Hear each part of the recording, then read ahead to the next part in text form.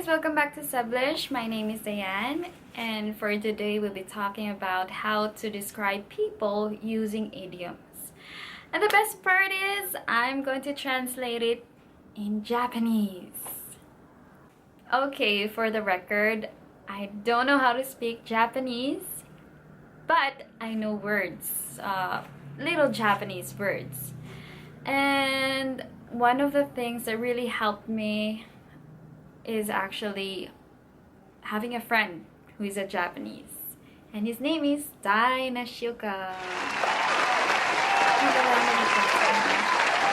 you, Dai, for helping me out. So I hope you'll never get tired helping me. Okay, so let's start with our first idiom. Our first idiom is Mr. Nice Guy. Wow. So what does Mr. Nice Guy mean?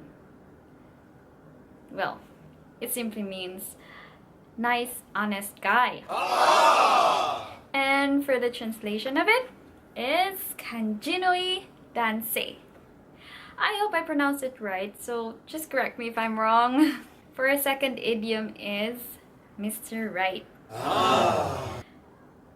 What does Mr. Right mean? It simply means it simply means your ideal future husband. Do you have a Mr. Right in your life? Anyway, moving on. For the translation of Mr. Right in Japanese is Risuno Dansei.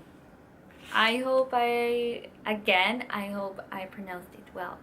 Risuno Dansei. So, next word is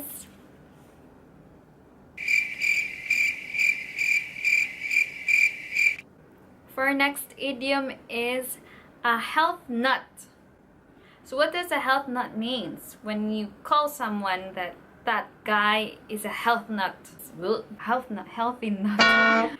Well, when you say health nut, it means it's a person who's very interested in staying healthy.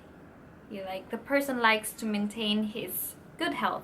And for the translation of that idiom is kenko manya or kenko otaku.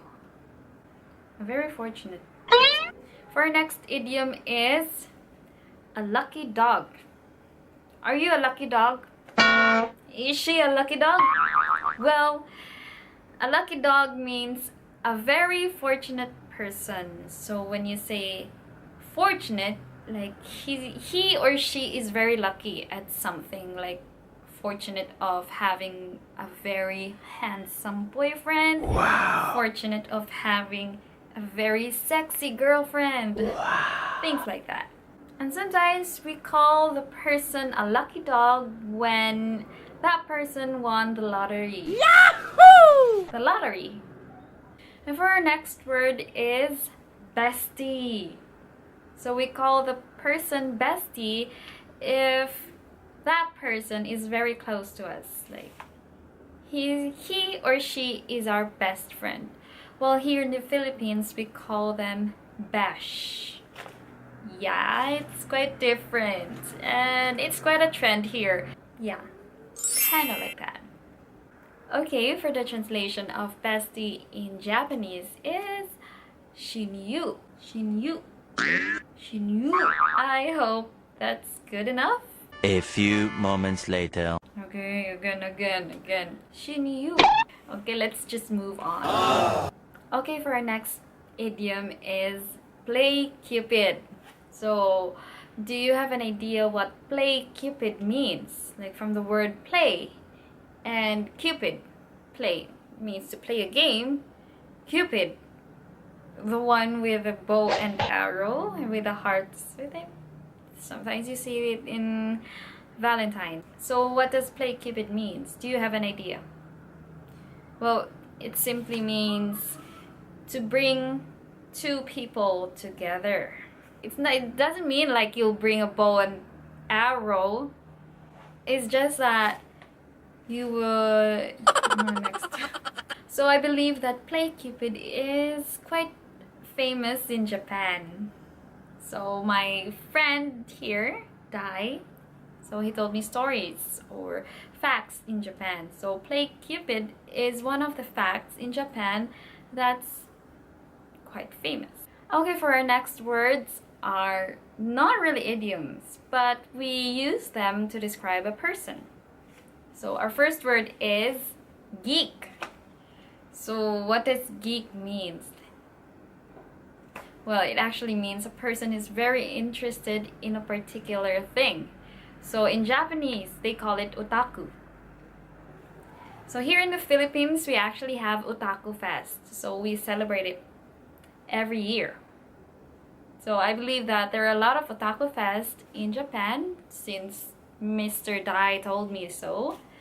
So it's one of our similarities here. So we love animes, but it's quite different in Japanese because when you say otaku, like automatically you would think a person is a geek in animation or animes, sort of things like that. Okay, for our next word is quite funny. Well, you don't really use this word that often, but maybe, I don't know, some of you know some people who are like this. The word is womanizer. Wow! So it's quite an icebreaker. Well, I'm not sure if you've heard this word before, but a womanizer is actually a man who plays with different women, who plays around with different women. So it's kind of bad person. But if you translate it in Japanese language, they call it onatalash. I hope I got it right. For our last idiom is close-knit family. So you would think that why close-knit? So close-knit. So it's like a knit is actually like a cloth made of threads, big threads, or we call it yarn. Yes, yarn. So you call a family a close-knit family if the members inside a family has a warm relationship. So in Japanese, they call it nakayushi kazuko. I hope I got it right. Then again, I'm not fluent or I'm not a master in Japanese. Alright guys, that will be the end of our video. So I hope you enjoyed watching it, and please comment down if you have questions, if you have clarifications, violent reactions. Please feel free to comment down. So I'll see you guys soon. Bye!